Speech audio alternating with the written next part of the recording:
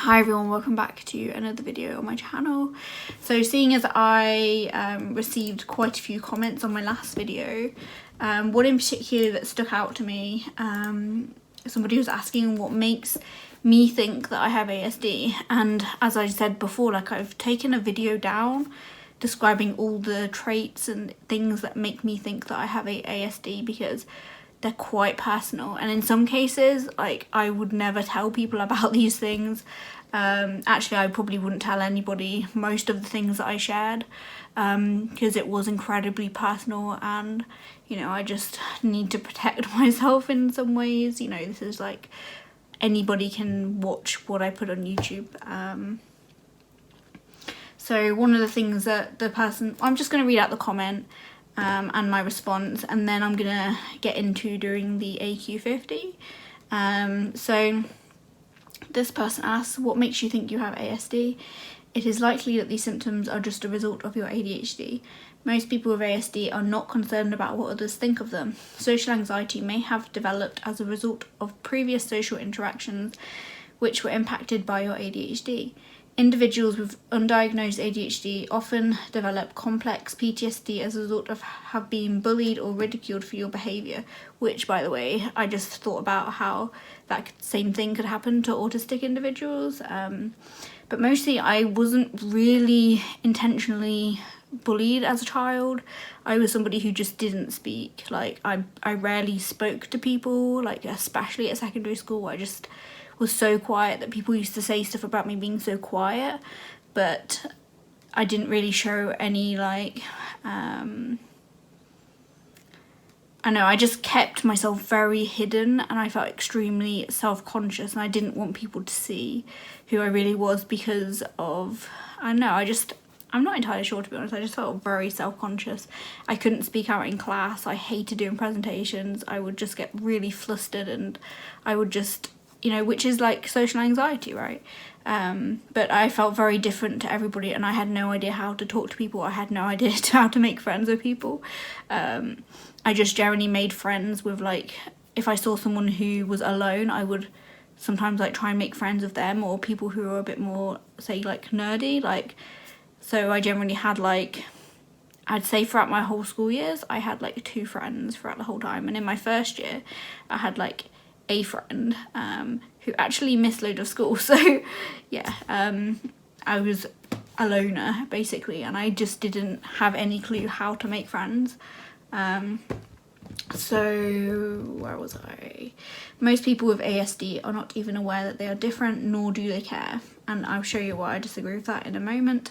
I just found this video which addresses some of the social challenges women with ADHD experiences, and I watched that, so I'm not going to share that. But if you want to see it, it's linked through my previous video in the comments. So this is what I responded. Like, I don't think that this is a nasty comment at all. I think it's very valid. So it was just one of the ones sort of like questioning it, whereas the other comments were more validating, I would say, and it's totally fine to disagree with me. So I posted back, I score high on the AQ50. I'm not 100% positive I have ASD, and hopefully an assessment will help me understand if I do. If I don't have one, I will always be wondering if I have it or not. I did a video a while ago about the reasons, but I took it down as it was so personal and some of it embarrassed me. I have a few friends on Instagram who have ASD, and they said that when they found out, it made sense as to why they felt different. And so have many people's diagnosis videos on YouTube said the same thing, and I've watched a lot, so I would disagree with you there. I do suffer from CEN, if you know what that is. My past haunts me for sure. I've always had a hard time socially, but again, I don't feel that I have to justify why I think I have ASD. It's too personal for me at the moment, but I have decided that I'm going to do the AQ50. Sorry. Women often get diagnosed later in their life due to it showing up differently than in men. I will see what the psychiatrist says when I see them. I want to get assessed, as it will either explain things to me or I'll be able to rule it out. At least then I can see if the sensory issues I experienced were due to ADHD, and the social issues due to CEN and anxiety, and the anxiety when change occurs is just anxiety. I think it's easy for you to see me in videos and believe that I don't have it, and I can understand that. I used to believe that ASD was a condition where people needed a lot of support. In truth, I do get a lot of support from my partner, but it can also be a condition that is hidden. I do in fact have family members who have the condition, so there may be a genetic link. Perhaps I'll make a video of me taking the AQ50 and here's a video. I know it's not there to diagnose me, but it's a starting point. I hope this comment clears some of the questions you have. I've learned that there are many misconceptions with ASD, just as there are with ADHD, and I have a ongoing like conversation through comment sections. I'm getting like I'm seeing light everywhere I'm looking from reading that. Anyway,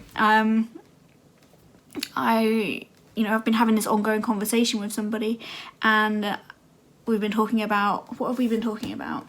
Why we think that a lot more people are getting diagnosed with autism recently. And so I basically, theorised, I guess, that the reason is because of the change in the DSM-5 and how before they used to classify autism spectrum disorders as multiple things. So Asperger's, PDD, which is pervasive development disorder, and there's probably more that I don't know, and I just think there's a lot of, they're realizing that women are just as prevalent as having autism as men, and it just shows up differently, and women are socialized differently. It doesn't mean that they aren't autistic, it just means that they are analyzing the way other people act. I do that, and learning how to socialize as a learned behavior. Anyway, so what I'm going to do is I'm going to maybe explain why, I'm going to answer the question, explain why I've given myself the answer. If you don't agree with me, if you think I'm interpreting it wrong, and I am very aware that I can interpret questions wrong about myself, if you disagree for whatever way, then just let me know. Because it would be good to know if I'm interpreting questions wrong. And they're not extremely specific, which is why I find it hard to answer questions that aren't like that. And yeah, so I guess I'll just get right into it. So obviously I'm not going to share like really personal things. I'm going to be a bit more broader, I guess, in a way. Anyway, I prefer to do things with others rather than on my own. Definitely disagree. I've always preferred to do things on my own. I prefer to do things the same way over and over again. So I'm going to put slightly agree. I feel that this is definitely more prominent since taking ADHD medication. But in general, I do find that I like to do the same things over and over again, and I don't understand why. A few days ago, I discovered a new song that I absolutely fell in love with, and I've barely been listening to anything else since. I've just been listening to the same song over and over and over again. I don't know if that, I guess that's not doing the same things over and over again. Whereas like what I found is I've started a new routine recently because I've changed jobs, and I'm still getting into that routine. So my weekends are a bit weird at the moment. Like this is my weekend and it feels a bit weird. I'm not quite sure what to do with myself, even though I had weekends before. They were just like in the week and everything. But yeah, so one thing that I found really, really difficult was every day I had a day off work before COVID, I had to go out to the shop and buy the same things each time. So I'm not going to tell you what I bought specifically, but just a couple of things. Obviously it didn't help with my weight gain. But yeah, I'd buy a couple of things and then the next day I'd do the same thing, and every day I had off I did that. And so when COVID hit and that stopped, I found it really difficult not to do those things anymore. And in fact I still carried on doing those things even though you're only meant to go to the shop to buy like your weekly shopping. I just couldn't stop myself. It was really difficult, and to the point was where like I really had to force myself not to go out anymore. And when I'm in the shops I always will put like my earphones in and listen to music because I absolutely get so overwhelmed by all the sounds going on in the supermarket. It's overwhelming, but if I put my earphones in, it's like a bit of a different experience. So yeah, that is doing something the same way over and over again. Like when I recently, actually it was a while ago now, I started going to a certain shop, but I took a long route around, and I don't need to take this long route around. Actually, it makes sense not to take this long route around, but I just can't stop myself doing it now. Like, I get to the point where I should turn right and I carry on, and I've been doing this every time, and I just can't seem to stop myself doing that. I think the only way I'd stop myself doing that is if another person was with me and they were like, you know, so they'd be like, why are you going this way? Why aren't you going like the quicker way? I can't stop myself from doing it. And just things like that, I guess. Just a couple of examples as to why I think I prefer to do the same things the same way over and over again. But I'm going to put slightly agree because I don't think it's a definitely agree. I am assuming that it's just like 1 point for like disagree or agree. But anyway, so it helps kind of like understand it better rather than putting definitely agree, because I don't definitely agree. I'll put slightly agree. So if I try to imagine something, I find it very easy to create a picture in my mind. So I'm going to try and imagine something, like a scene. I can see a picture in my mind, but it's not clear and it's not very easy to create. I couldn't just draw straight from the image in my head, and in fact, the real life kind of distracts me a bit, so maybe I'll close my eyes. It's like I can see something there, but it's quite vague. So I'm going to put slightly disagree. I know with faces, I can't really see faces, they're like blurred, which is kind of weird. I frequently get so strongly absorbed in one thing that I lose sight of other things. Definitely agree. Like, I could not disagree with that at all. Chores in my house just don't really get done until they need to get done. I'm trying to be better at that. I'm trying to put them into a routine, and it's kind of working out for me a little bit. But yeah, I get strongly absorbed in things, so I end up staying up too late. That's a common thing for me, but this can be an ADHD thing as well. I'm very aware of that. But yeah, I definitely do that. I often notice small sounds when others do not. I don't know, because if I notice a small sound and I don't say something, and if other people don't say something, they could still be noticing it, so I have no idea. So I'm gonna put slightly disagree, because that's something that I'm not quite sure about. Which is a shame. There's like an I don't know column that would be very useful for this. But I don't want to put something that's true when I think that's an autism thing, so I'm gonna answer it like that, if that makes sense. So I usually notice car number plates or similar strings of information. So occasionally I will notice car number plates, but I guess not like overly, or similar strings of information. I have no idea how to interpret that. So I'm gonna put slightly disagree, because it, like, I need someone to explain how that could show up in my head, because I don't know. So this is why I find it so hard to like answer these questions, and that's why I need a psychiatrist to help me with these sort of things. Other people frequently tell me that what I've said is impolite, even though I think it's polite. People don't frequently tell me that, but I worry that is true. I'm gonna put definitely disagree, because nobody's actually said that. Nobody said it to me. I often just don't talk that much, so I don't know. I just don't know how. I don't know. Maybe I need somebody like my partner to help me answer some of these questions. When I'm reading a story, I can easily imagine what the characters might look like. No, like I said before, I can't easily imagine what they might look like. It's like they're a blur of a person. It's like when I'm dreaming, it's the same sort of thing where I can't really see things exactly, but I know they're happening, if that makes sense. I have no idea if imagination, what it has to do with autism, so I don't know if I'm answering that as if an autistic person would answer that. I have no idea. I'm fascinated by dates. No. In a social group, I can easily keep track. Actually, I'm not fascinated by dates, but in the past, I used to write stuff down when they happened on a certain date. Like the first gig I went to, I'd have the date written down, I'd have the date written down to certain occasions, and I had to have them in chronological order and stuff. But nowadays, no, I'm not fascinated by dates, and I wouldn't say that's a fascination either. It's just like I wanted to record that information. In a social group, I can easily keep track of several people's conversations. No, definitely not. That is something that I have always struggled with.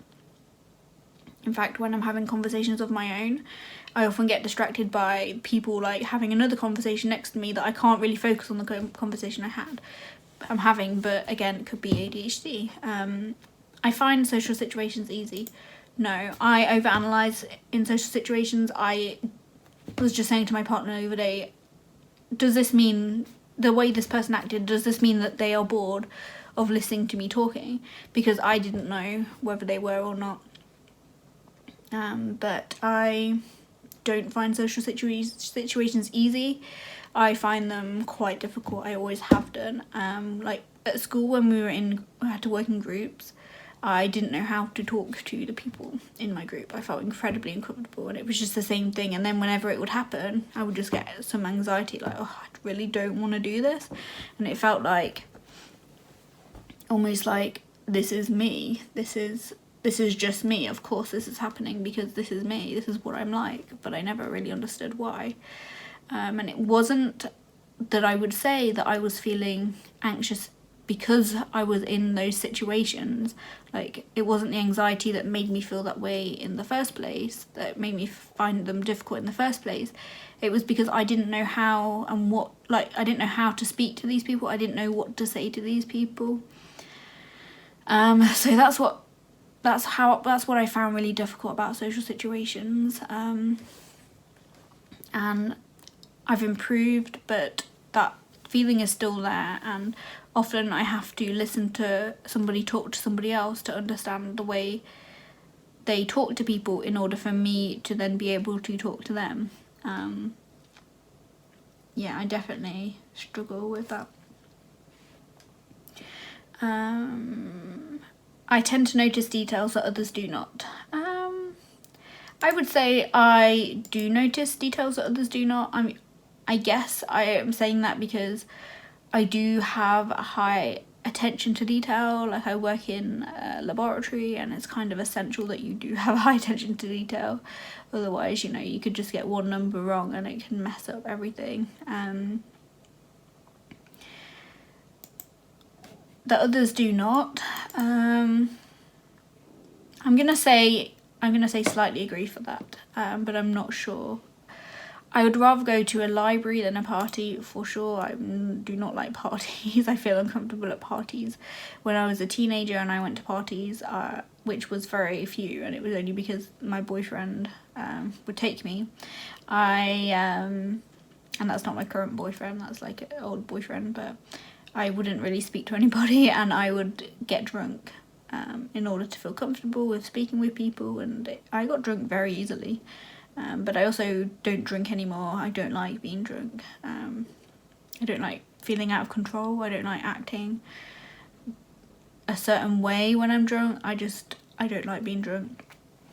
But that was the only way I could get through a party. I felt very awkward, and if I was left alone, oh, God help me. I find making up stories easily. I'm gonna say definitely not. I don't think so at all. I find myself drawn more strongly to people than things. No, I definitely am way more interested in things, learning things. I definitely make friends with people who are more interested in things and like talking about music and films and things like that. I tend to have very strong interests which I get upset about if I can't pursue. Yeah, definitely, for sure. Like, every day that I have when I'm working, like, I need to spend some time on my interests in the morning and in the evening, which is why my 12-hour shift previously really did not work well for me. I enjoy social chit-chat. So this is a hard question to answer because with my friends, I do enjoy talking to them, of course. But with people I don't know or people that I know a little bit, I would say that enjoy talking to them for maybe like a 5-minute conversation, but anything more than that, no. And I don't really like small talk that much, so I'm gonna say slightly disagree. See, it's quite hard to answer some of these questions because it depends, you know. When I talk, it isn't always easy for others to get a word in edgewise. My partner would say very true. Maybe some of my friends would say very true. But other people no, because I generally do the listening. I generally don't talk that much. So you see how this question can be interpreted different and can be hard. So I'm going to put no generally, but then my partner would be like, that's not true. It's hard for me to talk when you're talking, but it's only because I feel so comfortable talking to him and I have a lot to say to him. I know he's more interested in what I have to say. And when I have thoughts, I have to say them. Even if he's talking, like, I have to say the thought. So I'm going to put slightly agree, actually. Because when he's talking and I have a thought, I have to tell him, or else I'm going to forget it and it's really important. And then he thinks it's not important and I'm like, but it is to me. I'm fascinated by numbers. No, I'm not fascinated by numbers. I've been good at maths all my life, but I wouldn't say that. I'm fascinated. When I'm reading a story, I find it hard to work out the character's intentions. So yeah, I definitely think so. I think I'm going to say I find it hard to work out the character's intentions. My partner is a lot better at this, and he'll say, I think this is going to happen, and then it happens. This is just more to do with like movies, and I'm like, how did you know that? I had no clue. Like, movies normally take me aback and I don't really find them very predictable, to be honest, which in some ways probably makes it more enjoyable for me to watch them. I don't particularly enjoy reading fiction. This is a hard one to answer as well. It depends what it is. But because I much prefer reading non-fiction, I'm going to put agree. But I do enjoy reading some fiction books. That's why I'm going to put that answer.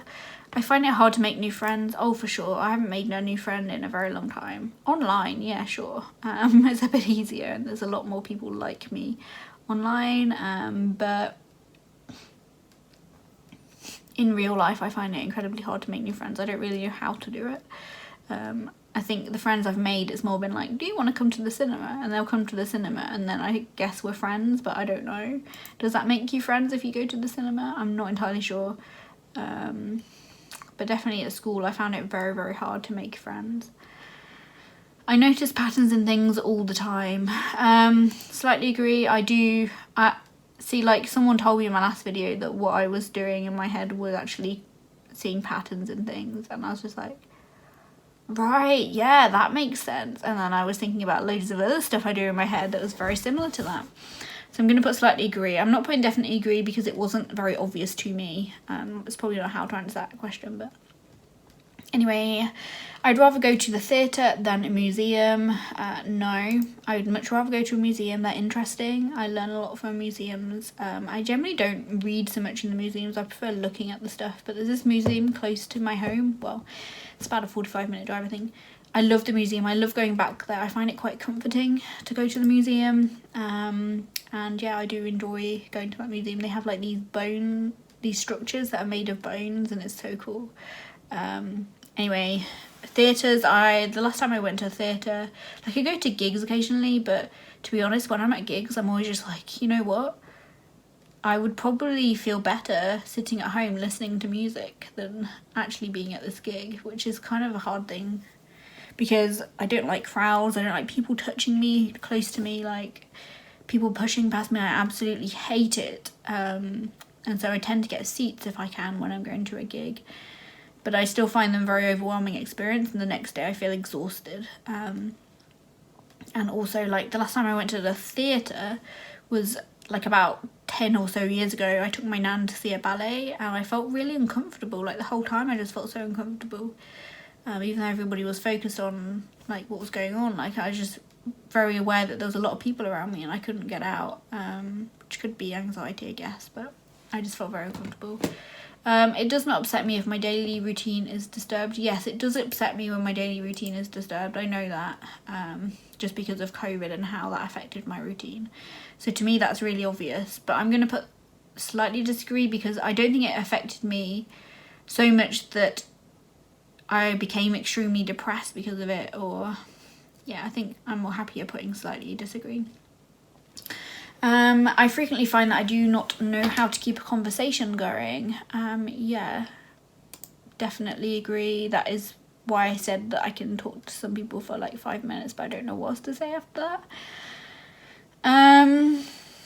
I also realise I find it really hard to look at people in their eyes or their faces. Like, I have a hard time looking at people and being able to focus, and what am I trying to say? I have a hard time trying to think about what to say. Like, I can't concentrate. If I'm looking at people in the eyes, then my words come out wrong. But obviously it's not the same with everybody and all the time, but I generally feel more comfortable not looking people in the eyes. But I know then that is not a socially acceptable thing, so then I try to look at people in the eyes and just look away like more often, and I definitely overanalyze how to do that. I find it easy to read between the lines when someone is talking to me. No, there's many occasions where I've gone away and I've said to my partner, like, oh, this person said this, this is like the way they said it and all that, and then I've interpreted it, and then he says he disagrees with the way I've interpreted it. The same can happen with like family members. I have to say like this happened or something, and they're saying that I've read it all wrong, the situation all wrong completely. So I know that I can't read between the lines. I take things literally what people say. If people say something affects them in a certain way, I believe that. I just believe what they say, which is how I've definitely been emotionally manipulated before. I usually concentrate more on the whole picture rather than on the small details. I have no idea how to answer this question. I would need examples on that. When I'm saying stuff, I tell somebody a lot more details than I need to, for sure. I've been told that a lot. So for that one particular thing, I usually concentrate on more the whole picture. I'm going to put disagree. But I'm not sure about that. I'm not very good at remembering phone numbers. I don't know if it's that I'm not very good at remembering, or don't make the effort to remember them. I definitely don't make the effort anymore to remember phone numbers. When I was a teenager, I remembered everybody's phone number off by heart. So I'm going to put slightly agree. I don't usually notice small changes in a situation or a person's appearance. Do I notice small changes? I guess if someone gets their hair done, I probably do notice that. If someone gets new glasses, I guess I do notice. I'm going to put slightly disagree, because I'm not sure on that one. I know how to tell if someone listening to me is getting bored. No, I've already actually mentioned something about that already. I always ask my partner, oh, you're getting bored, I'm going to stop. And he's like, I'm not getting bored. What makes you think I'm getting bored? And I'm like, am I talking too much? And I'm always wondering, when I'm talking to people, am I talking too much? Am I not talking enough? Are you getting bored of what I'm saying? I don't know. So no, I don't know. I find it easy to do more than one thing at once. I think that also ties into sort of like not knowing how people see you. Like, I have no idea how anybody else sees me. Like, do they see me? I don't know, unless they tell me. Like, one person told me that they thought that I was like actually quite a weird person, I just don't show it, and I was just like, how do you know that? Anyway, I find it easy to do more than one thing at once. Slightly disagree. I don't think so. I think I could if I'm working and I'm like hyper-focusing, like at work, I could probably do it, but generally at home, no, probably not. When I talk on the phone, I'm not sure when it's my turn to speak. Yeah, I hate talking on the phone. I feel awkward. I don't know when to speak because there's not even any visual clues. So I don't know when it's my turn to speak, and it can go quite quiet for a little bit, and I'm like, what do I say? I don't know. And I just feel so awkward. I enjoy doing things spontaneously. See, this is a hard question to answer. Before ADHD medication, I'd be like, oh yeah, I enjoy doing things spontaneously. I do things spontaneously, but for many things, I do them because I'm used to doing them. I'm going to put slightly agree, because I think that I do, but it really depends on what it is. It really depends.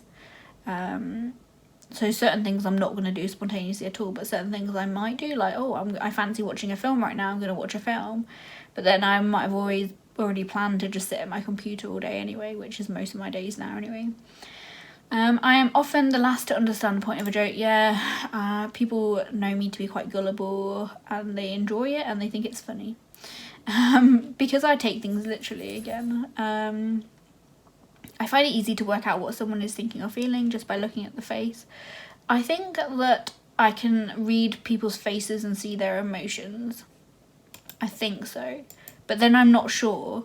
But I don't know what they're thinking. So I'm going to put slightly agree because I think I do. But again, like, how do you know if you're correct or not?